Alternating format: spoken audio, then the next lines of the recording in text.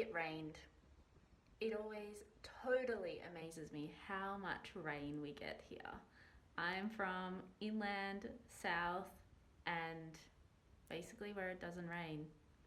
And here, it just rains and rains and rains and rains and rains. Like thousands of millimeters. Crazy.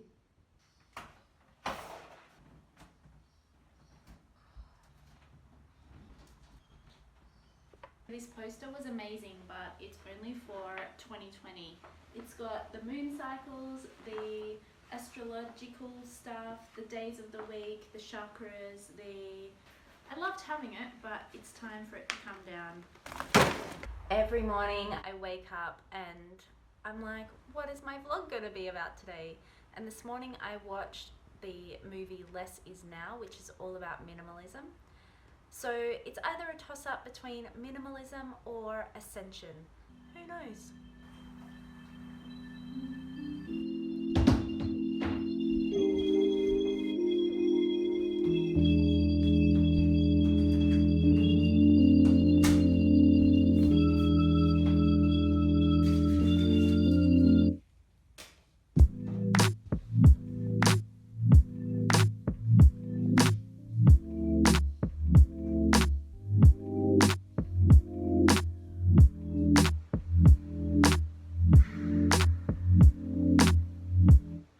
Actually connected.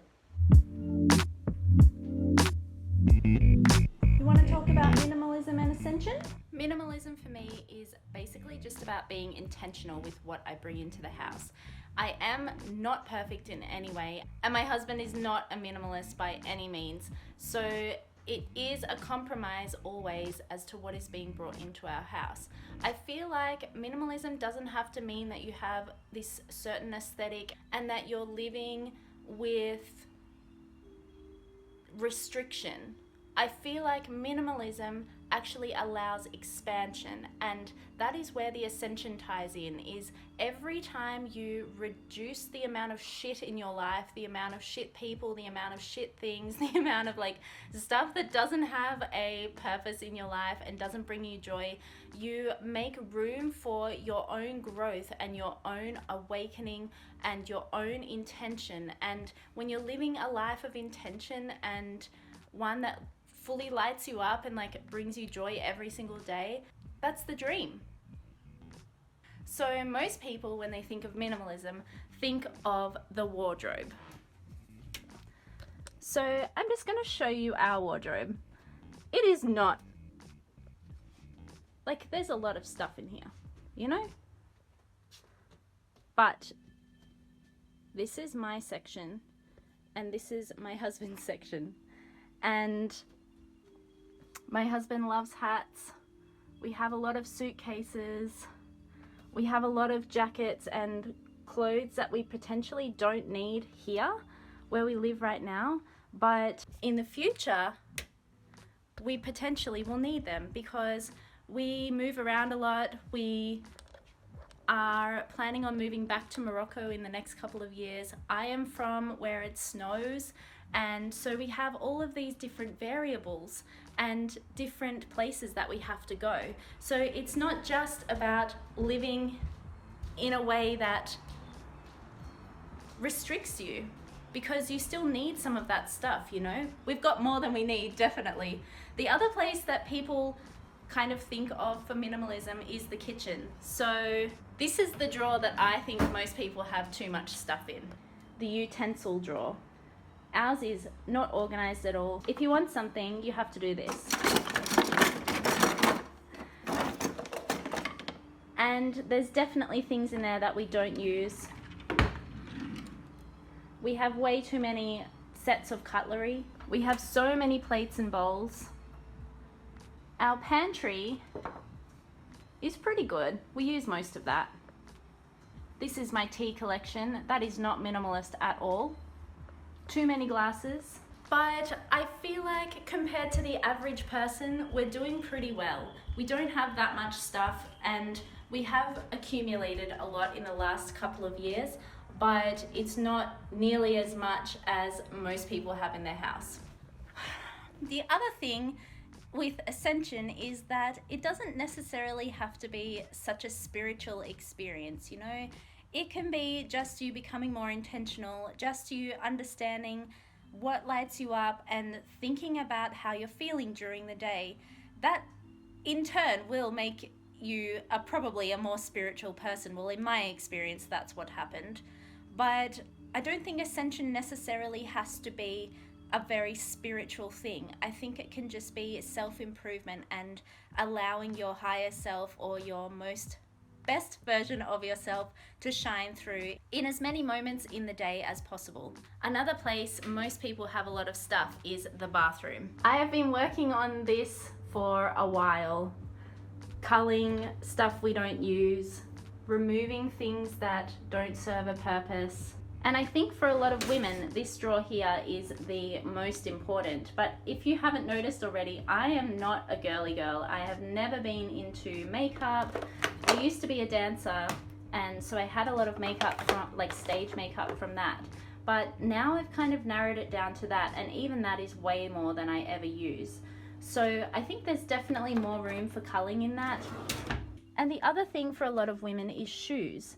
This is our shoe collection. I have my slippers, some thongs or flip-flops, wherever you're from, one pair of boots that are very dirty, this pair of joggers that I haven't worn yet because it's summer, and this pair of sandals, which I got from a friend who was clearing out her closet.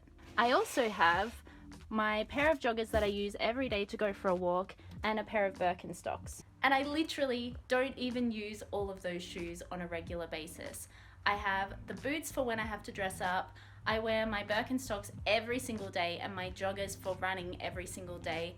But the joggers that I haven't worn yet are probably not going to be used until we go to Morocco or until winter.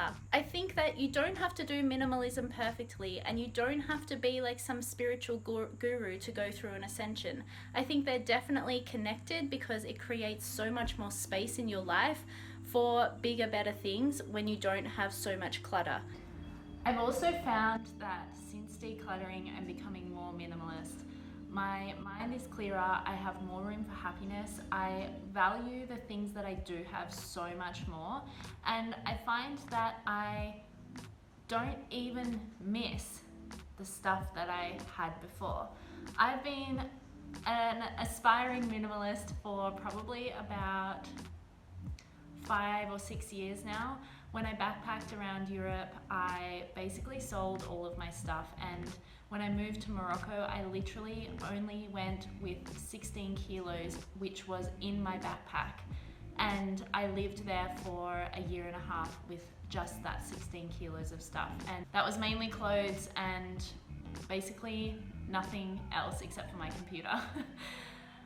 I 100% believe that if we all spent more time on our inner selves and creating connection and creating a deep connection with Source and our higher selves and the universe, we would feel a lot happier as a society. In Matt D'Avella's doco, Less Is Now, well, the minimalists talk about how if society spent less time trying to fill the void with stuff, fill their inner void, I'm talking about, fill the void of connection, of happiness, of that constant wanting something more.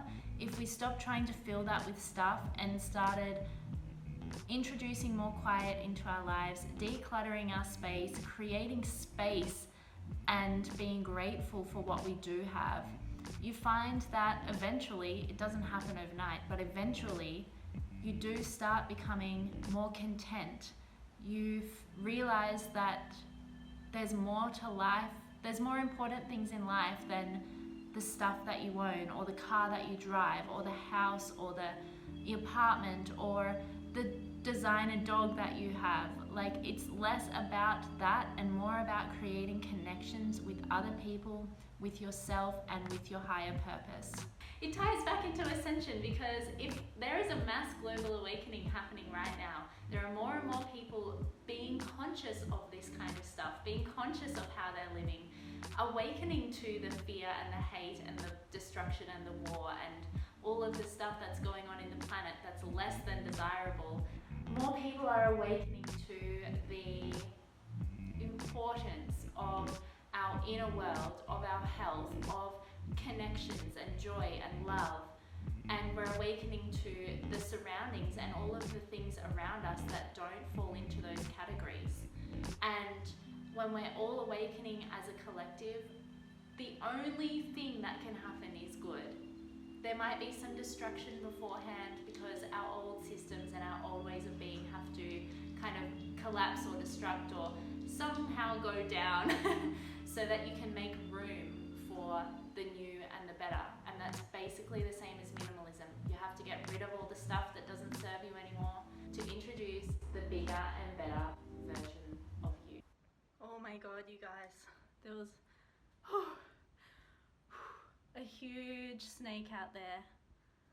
Tessa is such a good guard dog, but man, I am petrified of snakes. You did good, girl. You did good. Thanks for alerting me. Whew, that snake business really gave me a shock. So I think it's time for a cup of tea and to watch one of my favorite intuitives, Leah Steele.